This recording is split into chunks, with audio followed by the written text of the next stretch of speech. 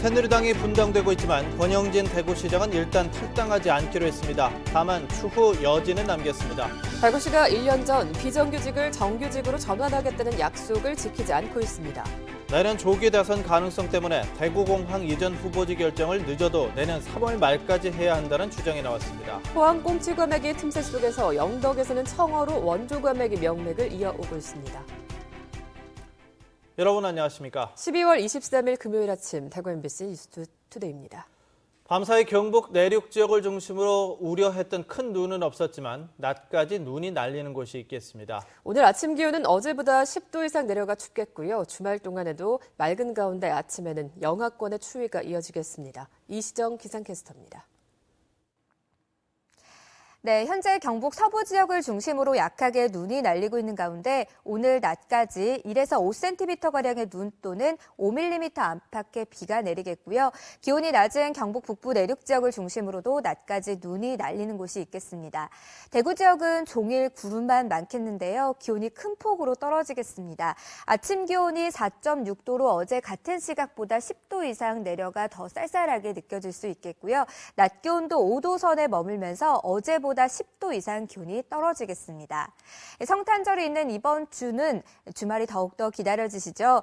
크리스마스 이브인 내일 하늘은 맑겠지만 아침 기온이 영하권으로 떨어지겠고요. 크리스마스 당일인 일요일에는 구름은 많겠지만 낮부터 평년 기온은 2, 3도가량 웃돌면서 추위가 조금 누그러지겠습니다. 날씨 정보였습니다.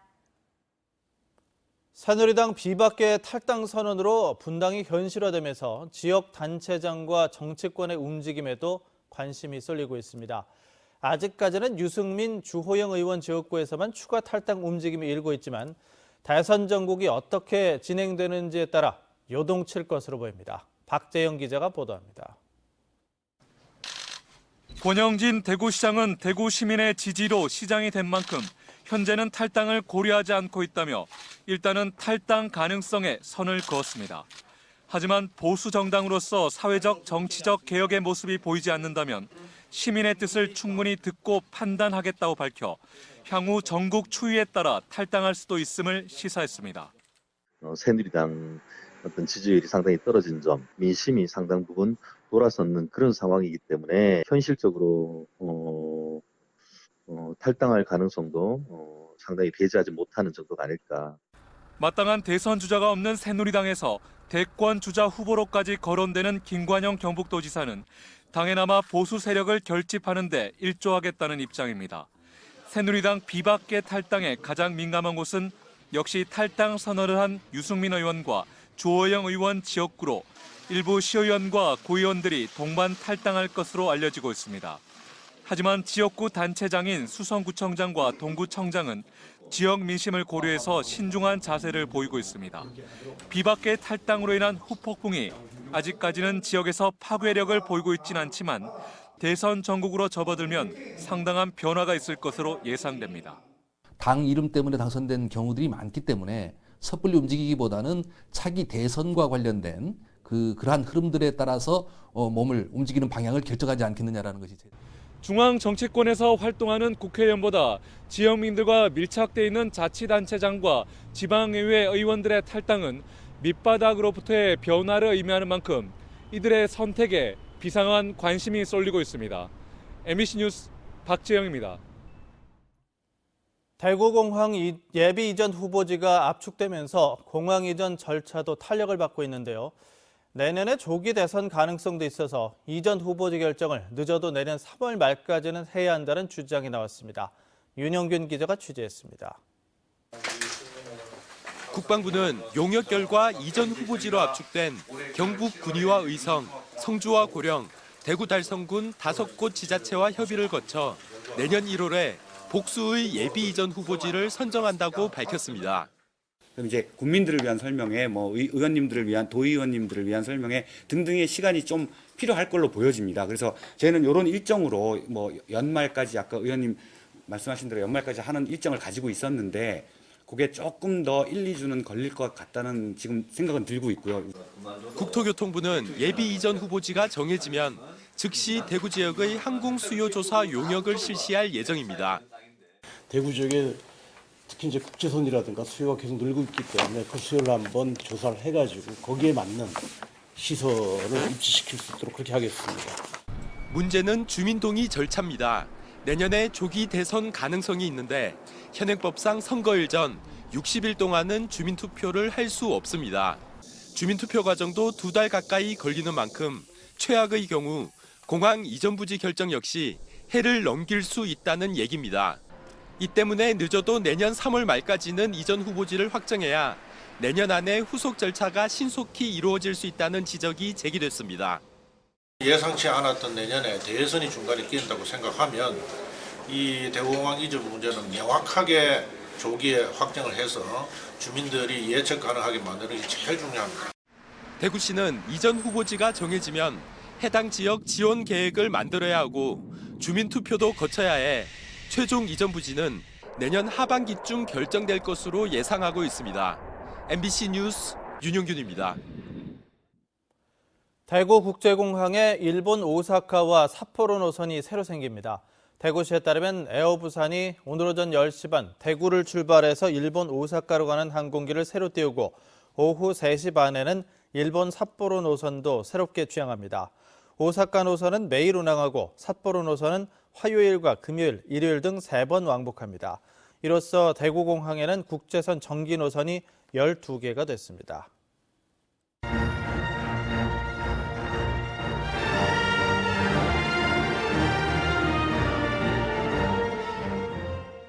네, 올 한 해 대구 경북의 중요한 일들을 되돌아보는 송년 기획 순서입니다. 오늘은 지난 4월 13일에 치러졌던 20대 총선에서 새누리당 독점 체제를 무너뜨리고 대구에서도 다양한 정치 세력의 가능성을 보여준 그 변화의 바람을 짚어봅니다. 이상원 기자가 보도합니다. 지난 20대 총선에서 대구에서는 깃발만 꽂으면 당선된다는 새누리당의 오만은 공천 파동을 불러왔습니다. 진실한 친박, 이른바 진박을 자처한 후보들을 일방적으로 공천시키면서 현역 의원들이 무더기로 공천에서 탈락됐고 비박계 핵심 유승민 의원은 무소속 출마를 하기도 했습니다. 헌법에 의지한 채 저의 오랜 정든 집을 잠시 떠나려 합니다. 그리고 정의를 위해 출마하겠습니다. 유권자의 눈높이를 못 맞춘 새누리당의 공천 파동은 대구 시민들의 자존심을 건드렸고 이는 상당수 지역구에서 표심으로 드러났습니다. 결국 새누리당은 4석을 유승민 후보 등 무소속과 야당에 내줘 대구에서 12석 모두를 석권했던 19대 총선과 비교하면 사실상 선거에 패배한 셈이 됐습니다. 야당 후보의 당선도 변화의 바람이었습니다. 대구의 정치 1번지로 불리는 수성갑에서 31년 만에 정통 야당 소속의 김부겸 후보가 당선돼 전국적인 주목을 받았습니다.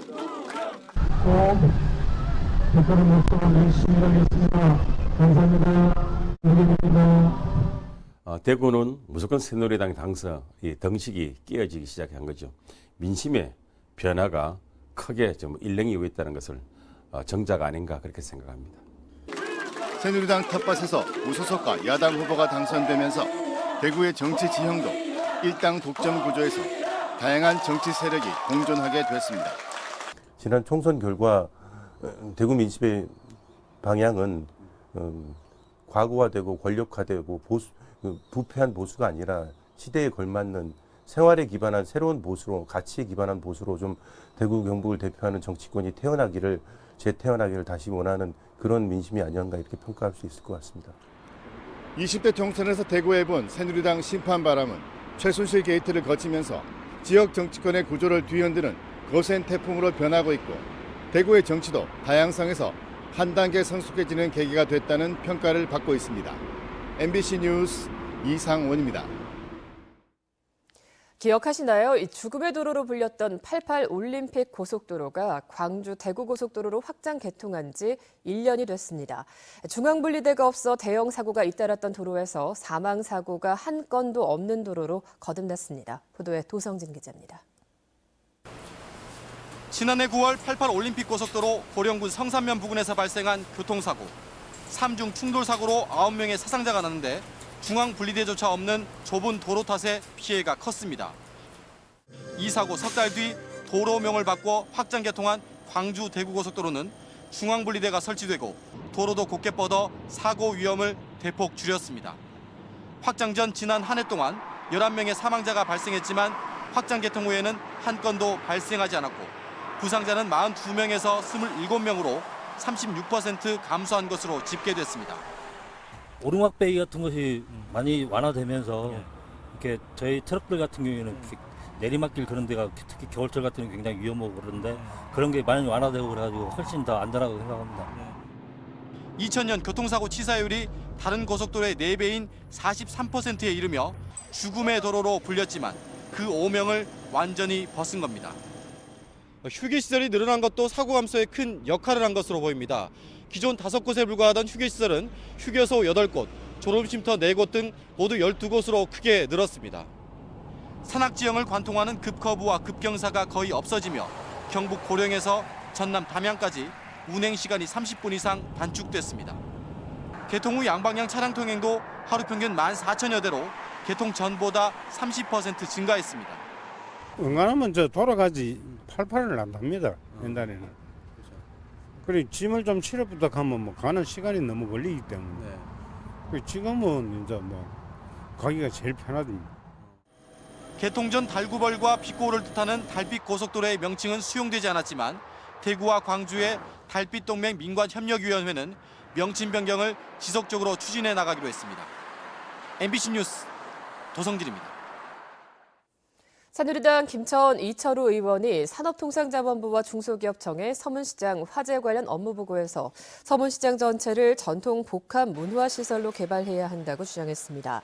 이 의원은 서문시장의 낮은 층은 전통시장, 높은 층은 면세점과 문화시설을 조성해 국내는 물론 외국인 관광객들까지 끌어들여야 한다며 기획재정부와 행정자치부, 중소기업청 등 정보기관과 대구시가 함께 대응팀을 만들어 민간 투자를 유치해야 한다고 밝혔습니다.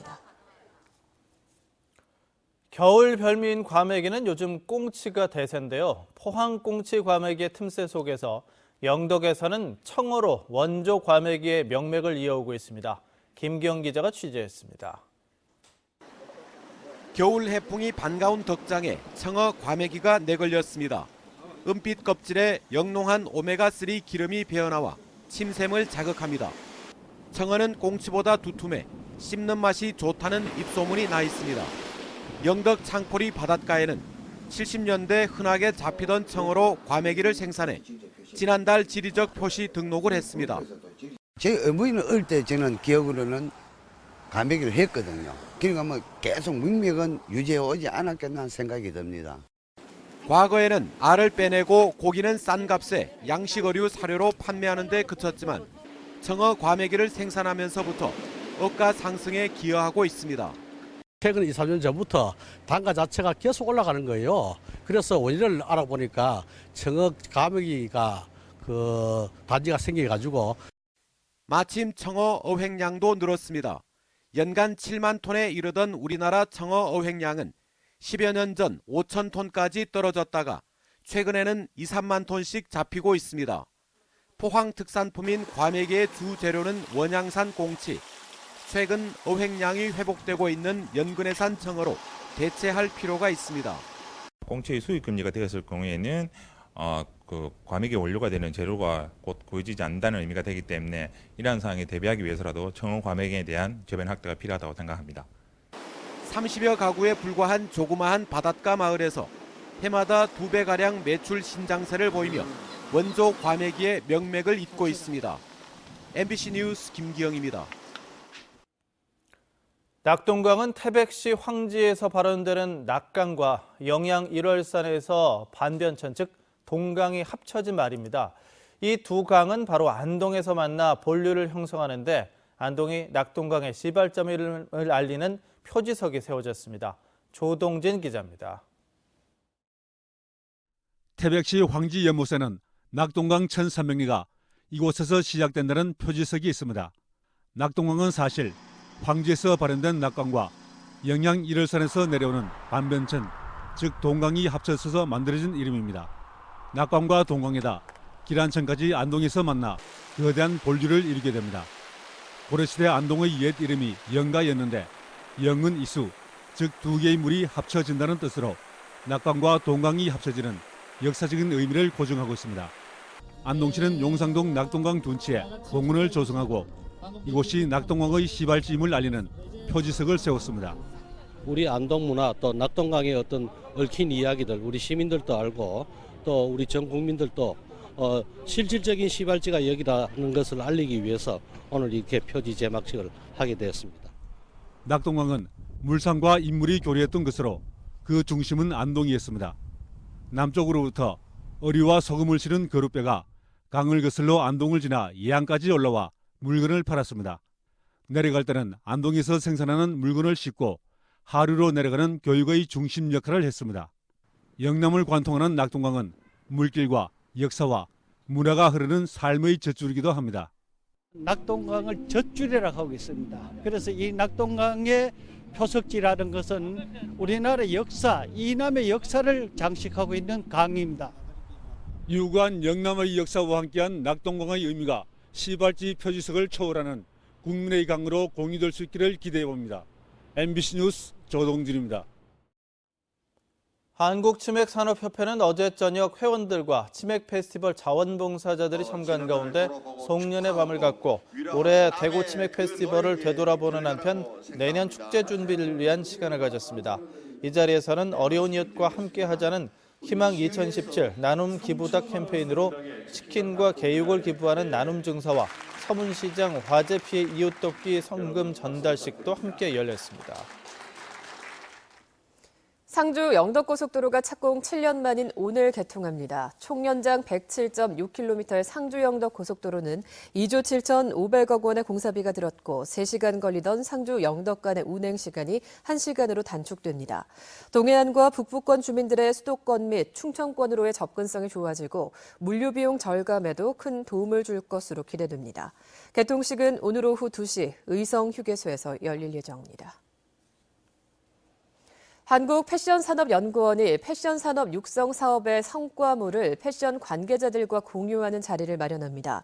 한국패션산업연구원은 오늘 산격동 패션 디자인 개발 지원센터에서 패션과 예술 분야 전문가를 초청해서 심포지엄을 열고 이어서 디자인 패션 산업 육성 사업에 참여한 결과물을 패션쇼를 통해서 공유할 예정입니다.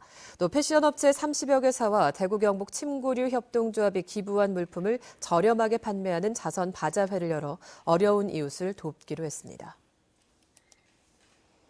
대구지방환경청은 대구 경북에서 죽은 야생조류 14마리를 수거해 조사한 결과 지난 12일 경산에서 발견한 큰 고니 1마리에서만 고병원성 AI가 검출됐다고 밝혔습니다. 또 구미에서 발견된 큰 고니 2마리 등 7마리는 AI 음성으로 판정됐고 나머지 6마리는 검사가 진행되고 있습니다. 또 지난달 30일과 지난 12일 구미 해평습지와 고령 강정 고령부에서 수거한 야생조류의 분변 280여 개에서는 AI가 검출되지 않았습니다. 다고 설명했습니다. 박근혜 대통령 퇴진을 촉구하는 8차 대구 시국대회가 내일 열립니다. 박근혜 퇴진 대구 시민행동은 내일 저녁 5시부터 중앙로 대중교통 전용지구에서 헌법재판소의 조기 탄핵 인용과 새누리당 해체, 재벌 등의 공범자 처벌을 촉구하는 대회를 연다고 밝혔습니다. 또 시국대회 뒤에는 반월당과 곽상도 국회의원 사무실을 지나 중앙로로 돌아오는 촛불 대행진이 진행됩니다. 대구시는 최근 조류 인플루엔자의 유행으로 소비 심리가 위축돼 축산 농가가 어려움을 겪고 있어 시청 직원 1,000여 명이 점심 식사로 삼계탕을 먹으며 소비 촉진 행사를 엽니다. 또 대구시는 농협중앙회 대구본부와 대구축협에서 삼계탕용 닭고기 1,000만 원어치를 사서 사회복지 공동모금회에 기증하기로 했습니다. 다음은 희망 2017 나눔 캠페인에 성금을 보내주신 분들입니다. 경산시 광명아파트 경로당 회원들이 10만 원, 경산시 중방동 광미애 씨 10만 원, 경산시 토담집에서 10만 원, 주식회사 성암 대표 이정호 씨 30만 원, 경산시에서 중방동 부녀 방범봉사대 회원들이 20만 원, 중방동 박남수 씨 10만 원, 중방동 김말출 씨 5만 원, 경산시 동학원업 서치수 씨도 20만 원을 보내주셨습니다. 모두 감사합니다.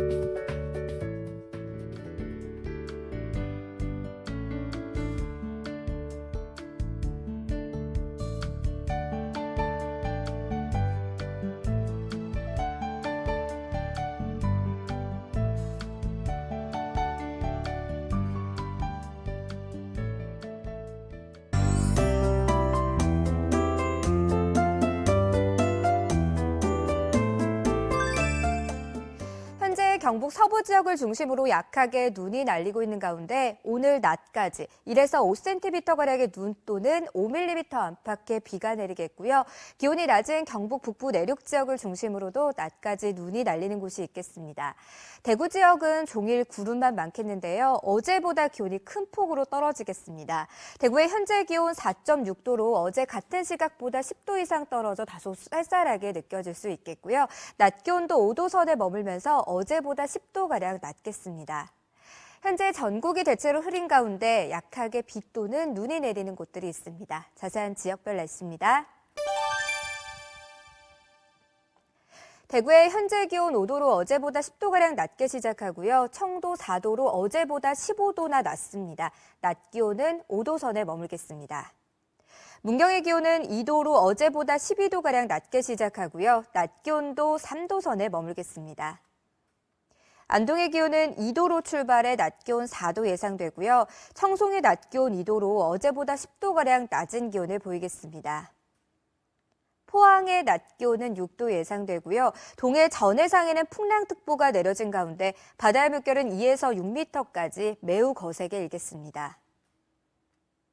내일 등산지의 하늘 표정은 대체로 맑거나 구름만 조금 지나겠습니다. 크리스마스 이브인 내일 아침 기온이 영하권으로 떨어지겠지만 하늘은 맑겠고요. 다음 주 초반에는 다시 비 소식 들어있습니다. 날씨 정보였습니다.